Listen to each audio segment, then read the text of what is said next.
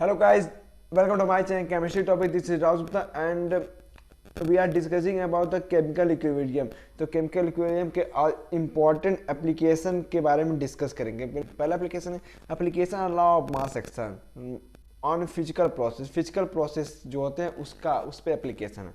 तो पहला effect of pressure of melting of ice. Ice के मेल्टिंग में इफेक्ट ऑफ प्रेशर का इफेक्ट बताना है आइस के मेल्टिंग में.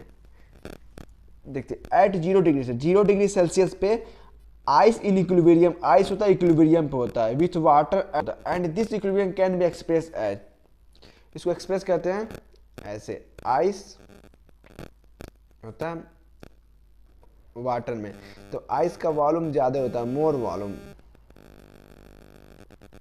वाटर का less volume.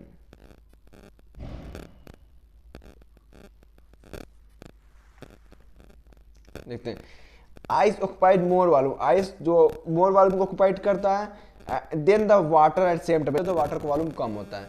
If the pressure of ice increase, अगर आइस का प्रेशर जो होता है इंक्रीज करेंगे then according to Le Chatelier principle the system will urge in the direction of lesser volume. अगर प्रेशर को बढ़ाएंगे तो रिएक्शन लोअर वॉल्यूम की तरफ शिफ्ट होगा, that is more ice will melt. क्योंकि अगर प्रेशर बढ़ाएंगे तो वॉल्यूम लोअर की तरफ शिफ्ट होगा, तो वाटर का वॉल्यूम लोअर है तो आइस मेल्ट होकर वाटर का फॉर्मेशन हो जाएगा. अब देखते हैं दूसरा physical process, effect of temperature और melting on ice. Effect of temperature का इफेक्ट पड़ेंगे आइस के मेल्टिंग पे, आइस के मेल्टिंग पे टेम्परेचर का इफेक्ट पड़ेंगे. सबको पता है अगर टेम्परेचर बढ़ाएंगे तो आइस की मेल्टिंग हो जाएगा, फिर भी पढ़ते हैं. The melting of ice is accompanied by absorption of heat, ice की मेल्टिंग होगी हीट को एब्जॉर्ब करके, ठीक. Hence increase in temperature favour the formation of water, अगर टेम्परेचर बढ़ाएंगे तो वाटर का फॉर्मेशन का फेवर करेगा, ये तो सबको पता है. आइए तीसरा पॉइंट, इफेक्ट ऑफ प्रेशर और वॉल्यूम. प्रेशर और वॉल्यूम का इफेक्ट देख रहे हैं, सॉल्युबिलिटी ऑफ सॉल्ट के सॉल्युबिलिटी पे प्रेशर और वॉल्यूम का इफेक्ट देख रहे हैं. तो there are two type of salt, दो टाइप के सॉल्ट होते हैं. First is type of salt dissolve with increase in pressure while decrease in volume. अगर कुछ सॉल्ट होते हैं डिजॉल्व होते हैं प्रेशर बढ़ाने पे और वॉल्यूम घटाने पे, that is volume of solution is less than the volume of solute and solvent. मान लीजिए कोई भी रिएक्शन है तो वॉल्यूम ऑफ प्रोडक्ट का वॉल्यूम होगा वॉल्यूम ऑफ रिएक्टेंट के वॉल्यूम से कम होगा. वॉल्यूम ऑफ सोल्यूशन होता है प्रोडक्ट होता है less than the volume of solute and solvent. Solvent होता है रिएक्टेंट होता है, सॉल्यूट होता है रिएक्टेंट होता है. Then according to Le Chatelier principle के according the solubility of salt increase with increase in pressure. Salt का सॉल्युबिलिटी बढ़ेगा तो प्रेशर बढ़ाने पे. फॉर एग्जांपल से समझते हैं, वही कोई रिएक्शन है solute plus solvent give solution, तो सॉल्यूट और सॉल्वेंट का वॉल्यूम ज्यादा हो मोर वॉल्यूम और सॉल्यूशन का लेस वॉल्यूम. तो अगर इसका प्रेशर बढ़ाएंगे तो रिएक्शन फॉरवर्ड डायरेक्शन, अगर प्रेशर बढ़ाएंगे तो रिएक्शन लेसर वॉल्यूम की तरफ शिफ्ट होता है, जिसको पिछले वीडियो में बता चुके हैं. तो प्रेशर बढ़ाएंगे तो फॉरवर्ड डायरेक्शन.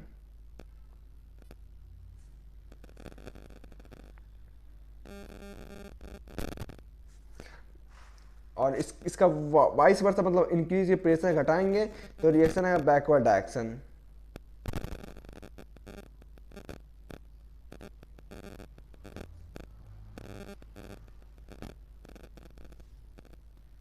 अब देखते हैं चौथा point, effect of temperature on solubility of salt. Temperature की इफेक्ट देखना है किसी सॉल्ट के सॉल्युबिलिटी में.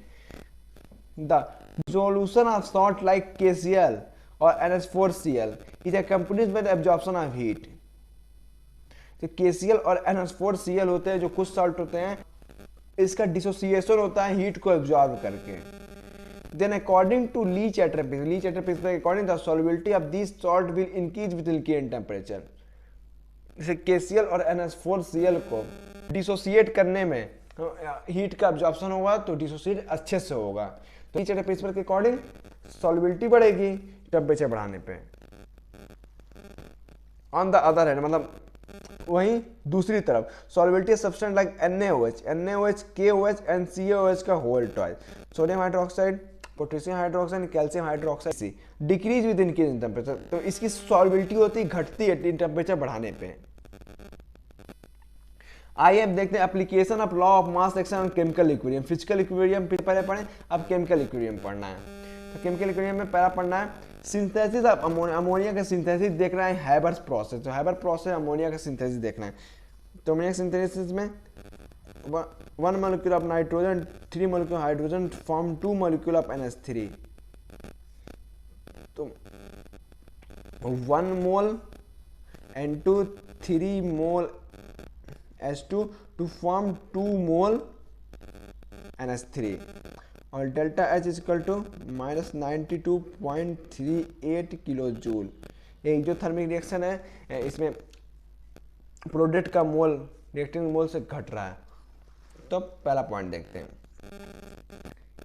इफेक्ट ऑन टेम्परेचर, टेम्परेचर का इफेक्ट। ठीक, द रिएक्शन एक्सोथर्मिक, क्योंकि हम इसके पहले की वीडियो में बता चुके हैं डेल्टा एच निगेटिव है तो रिएक्शन एक्सोथर्मिक होता है। एक्सोथर्मिक होता है मतलब इसमें से हीट का रिलीज होता है। एक्सोथर्मिक रिएक्शन है।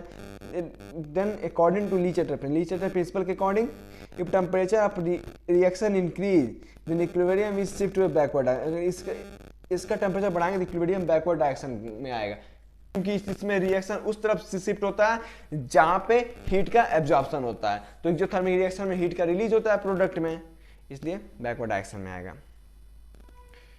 In this way low temperature favour the formation of ammonia. जो लो टेम्परेचर होगा वो फेवर करेगा अमोनिया के फॉर्मेशन में। अब देखते हैं इफेक्ट ऑफ प्रेशर, प्रेशर का इफेक्ट देखते हैं। अमोनिया फॉर्मेशन में प्रेशर का इफेक्ट देखते हैं। इन दिस रिएक्शन, इस reaction number of moles of product decrease, product का नंबर ऑफ मोल्स घटता है according to Le Chatelier principle according if pressure increase, इसे प्रेशर के अकॉर्डिंग जब प्रेशर बढ़ाएंगे तो equilibrium shift towards forward, equilibrium forward direction में शिफ्ट होगा। क्योंकि हम इसके पिछले वीडियो में बता चुके हैं प्रेशर को अगर इंक्रीज करेंगे तो इक्विलिब्रियम रिएक्शन उस तरफ शिफ्ट होगा ऑलवेज जहां नंबर ऑफ मोल्स कम हो। तो number of moles of reactant 4 है, number of moles of product 2 है, तो इक्विलिब्रियम ऑलवेज प्रेशर बढ़ाने पे फॉरवर्ड डायरेक्शन में शिफ्ट होगा। इफेक्ट ऑफ कंसंट्रेशन, कंसंट्रेशन का इफेक्ट बहुत ईजी होता है। अगर किसी भी रिएक्शन में रिएक्टेंट का कंसंट्रेशन ज्यादा रहेगा तो अगर प्रोडक्ट का कंसंट्रेशन कम रहेगा तो हमेशा रिएक्टेंट प्रोडक्ट का फॉर्मेशन होगा, तो प्रोडक्ट का कंसंट्रेशन बढ़ना स्टार्ट हो जाएगा। By increasing concentration of N2 and H2, जो रिएक्टेंट है N2 और H2 उसका कंसंट्रेशन बढ़ाएंगे टू द इक्विलिब्रियम मिक्सचर में the reaction will favour the formation of ammonia. तो N2 और H2 का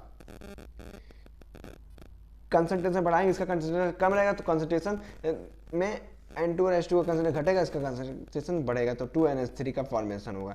तो ये अमोनिया का फॉर्मेशन को फेवर करता है।